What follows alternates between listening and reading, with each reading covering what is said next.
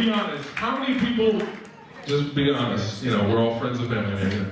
How many people think music is haram? We got some haram police somewhere, right? We got one right there. Yeah, they say it's like haram. They say what you're doing is wrong, what you're doing is evil, what you're doing is against Islam, and you're like, basically, what people will say is you're encouraging lewd behavior. What do you say to that? And have you received any backlash since you started doing this music thing? I'd probably say that the accusations that, you know, those people are making are very false, and, you know, that's something that's very opinionated, and you can't really say that because throughout history, there have been examples of where even the Prophet, peace be upon him, has had, you know, encounters with music. I believe when Fatima, his daughter, got married to Ali, he called for music so there could be festivities because they were celebrating joy, they were celebrating happiness. It was a momentous occasion.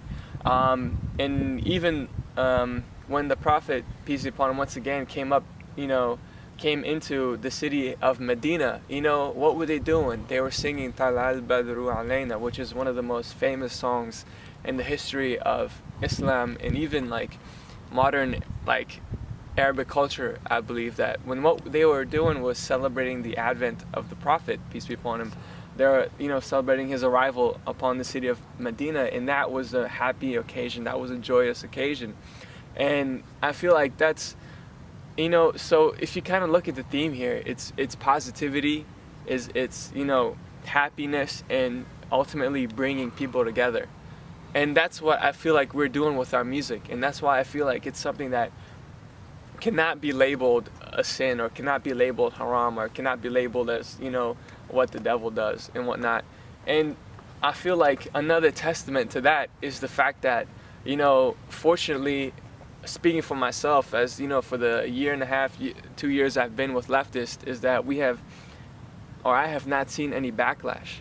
I have seen no backlash from people in my face who are like, oh, what you're doing is wrong, or even on Twitter or Instagram or Facebook, where they're like, what you're doing is wrong, the music that you're making is, you know, not right, it's not Islamic. And I'm like, you know, and the thing is, they have no grounds to say that. And what really gets to me is that we as Muslims have to be facing, you know, more important issues, not just about whether music is haram or halal, or, you know, whether Shias or Sunnis follow the real Muslim sect.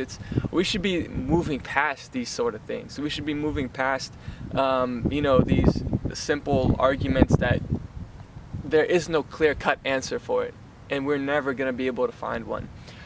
I think we should be focusing on more important things like the youth in our, you know, in our society. Like, how are they growing up? How are the masjids accepting people? And, you know, just how are we being represented in different media and different platforms, and what can we do to better our community? I feel like we should be focusing on things like that. And, you know, that's just me saying it, but, you know, I'm happy to say that we've been fortunate and blessed not to have anybody spit in our faces like that.